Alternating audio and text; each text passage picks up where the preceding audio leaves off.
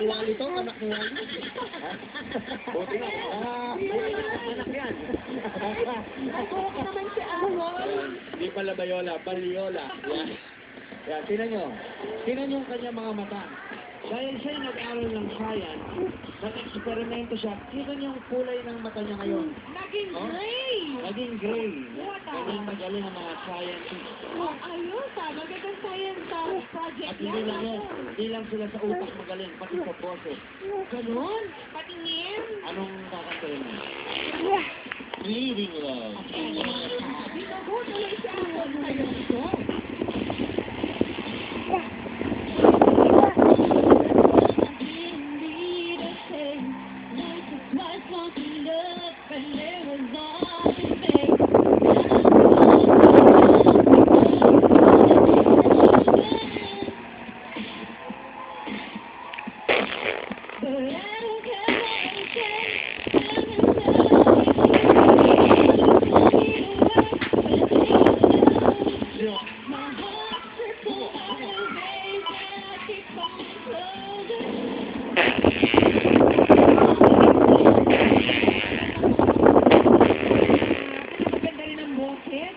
Project.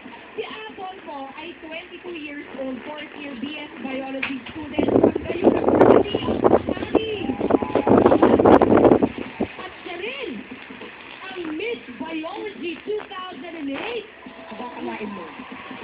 O paano naging Miss Biology? Hindi, ano mo, dahil sa tindi ng mga tao si Apple, meron siyang inbox, so, i-raise mo yung inbox ni Apple. Kabayo, balik sa kwadra, tuloy ang karera. Go, Apple! O sa biology, kabayo, tama. Bakit ba yung pinapili mong kurso, Apple? Actually, kasi I love science pala since I was in elementary.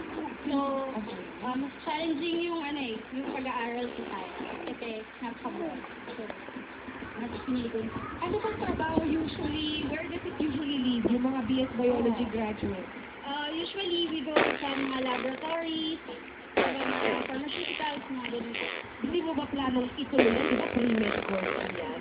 May plano ka bang ituloy into higher learning? Higher learning, siguro po pag-isipan niya kung siyempre pagkaya ko po. Pag kaya panday, matibay ang bituka ni Apple sa pag